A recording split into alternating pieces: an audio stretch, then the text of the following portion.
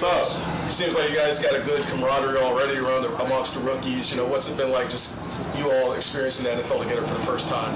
That felt good. During the OTAs and minicamp, we were already together. Like after practice, we all hung out with each other and stuff like that, just so we can bond more and stuff like that. And I know Ye from a long time, playing against him too.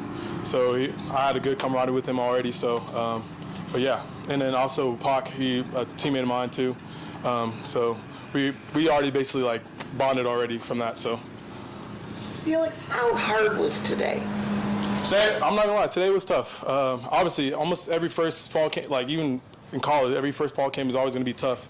You already got to get, you have to get in shape, football shape, because all the training and stuff like that is not the same as football shape. So today was tough. Hopefully these next 3 days are gonna be easier, and then when the vets come, we'll already be in shape and ready to go. When you were coming off the hand injury during OTAs, how are you feeling now? Do you feel 100%? Do you think that you're still trying to get comfortable with? Yeah, my hand's 100%. Like everything's fine. Was that did you enter that in the Sugar Bowl? Is that what? I heard that in the Big 12 championship. Last play the game. Literally, no, last defensive play the game. Yeah. In the Big 12 championship. Championship. I didn't know it was torn until I went to start training, and then they told me to get surgery right after pro day. So. How tough was it to be limited in OTAs? It was very tough, especially they draft me to play right away, draft me for first round, so all the coaches expect a lot out of me. So it was just very hard and very tough that I can't do exactly what they want me to do right away. So it was just a lot of mental reps, a lot of mental just learning the playbook, a lot of knowing their technique and stuff like that. Even though I can't do it on the field, it's just I got to do it mentally. How do you keep your mind right? Because like you said, they want you to do so much right away, and sometimes you felt like maybe you're just not there yet. How do you just keep yourself to keep going and know that you'll get there at some point? Just like personally, I lean back on my teammates, especially the rookies. They all know that what my position is. They already know like how big it is, especially I'm a hometown kid. Especially like everybody's leaning on me and all this stuff. So they always try to preach me up because they know it's very different in my shoes, especially being a first-round draft pick in your hometown. They know it's very different, so they always try to keep my head up, try to keep me motivated to keep going, and try to keep me just basically tell me every day that what the goal is, so that I'm eventually going to get better. I'm eventually going to be hopefully playing. So. Felix, you talked a minute ago about the expectations the coaches have. What are your expectations for yourself as a rookie? My expectation is just bottom line, just get through the playbook, just learn from the vets, because obviously the vets, they won a Super Bowl championship. So I even said it before in another press conference. They already been in this position. So I need to learn as much as I can from the vets and as much as I can just from my coaches, so I can be able to help the team out. You mentioned learning the playbook. Spag's defense is known to be pretty tough. How far along are you in the playbook, and how much have you actually learned so far? I don't know how to really answer that question. I'm pretty decent with the playbook. Obviously, I'm new. I'm just learning the playbook now, so I just need to keep going in the playbook, learning every day, day by day. Ask the coaches, ask the vets, just like pointers and stuff like that, and just honestly focus on. So we got quite a bit of time, just especially this whole camp. So hopefully by then I'll have this playbook down. So.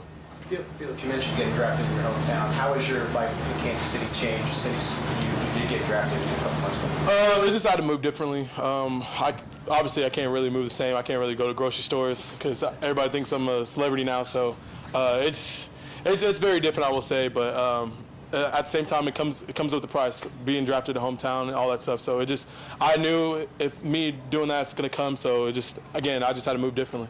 Have your buddies at home from high school and your buddies at K-State kind of kept your ego in check?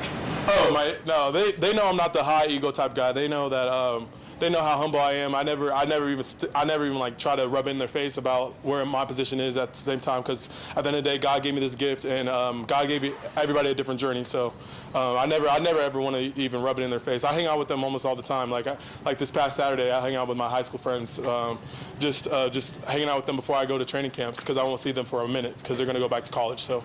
Let's go last four. Go ahead, Nick. Felix, I believe before you said you'd come up here to camp as a kid. What was that first day like for you, being on the other side of the fence? It was just I had to soak it all in at first, because I remember just sitting at the stands. I believe it was 2013, sitting at the stands, just watching all the guys, and then me actually walking on this grass pad just to come down to campus. It's a dream come true, but at the same time, although I'm in this dream, I have to show for it. So. Blair. I just wanted to ask you, to set the record straight, who got the better of the Oklahoma matchups with you and Wanye? Wanye, I'm not gonna lie. I didn't go against Wanye last year, but the year before that, I did get a sack on him. Even if you can check my record and stuff like that, you'll see. You'll see. Like he knows it too, because I was always rubbing in his face all the time. But no, he's a great player. He trash talk, but at the same time, he keeps it like cordial. Because there's one time like literally my whole chain was out. He's like, "Hey, chuck your chain," before one of my teammates tried snatching it. So like he's respectful too. So I appreciate him for that. Go ahead, PJ. Talk about being a local celebrity from here, everything. How important is it just for you to keep that tight circle that you're gonna and people are gonna invade that and try to? It's a lot. There's a lot of people that obviously haven't came in my life for a long time. Already try to like, hey, this and that, try to talk me up, stuff like that. So I always like to keep it people that have been with me all the way throughout the whole process, like close friends and all that stuff. So I always keep that circle small, so I don't have any distractions outside. You got a long way to go for the first game, right? Yeah. But you've already come a long way since the night you got drafted. Yeah. You asked about your expectations before. Have they changed at all now that you've gotten to be a part of this for a while? Do you feel more confident? Or is it a bigger challenge than you thought? It's still, at the same time, I still got to impress the coaches. It's still the same thing day by day, is impress the coaches. Because at the end of the day, if you don't impress the coach, you're not going to get on the field. So obviously, learning that playbook, learning my technique, doing everything that is possible for the coaches to be impressed by what I do on the field will eventually, hopefully, have me on that field. Last one, Nate. You mentioned before, obviously, about playing for your hometown team. I guess my question is, from the draft to the start of camp, was there a moment where somebody from Kansas City said something to you that was either inspiring or sort of moving, given where you are in your career right now? Say that one more time. I'm so sorry. I lost train of thought. No, you're good. You're good. Was there anybody from Kansas City that you know, or maybe it was a stranger or an acquaintance that said something to you about playing for the Chiefs that you're going to take with you, or at least it inspired you or motivated you? Really, I remember I was on the floor with Dante Hall. Basically, he said it really simple. Just honestly, you play football for a reason. Just go out and play. There's no thought into it. There's no overthinking it. Just go out there and play. Because at the end of the day, this is just a game. So once you just play, literally just a game like how I did in Little League, and just play, do everything right, do everything possible, eat right, do everything, work on your body, everything will just play to play. So that's basically the most simplest thing he said, and I'll take that forever. How meaningful was it to have someone that you probably watched growing up?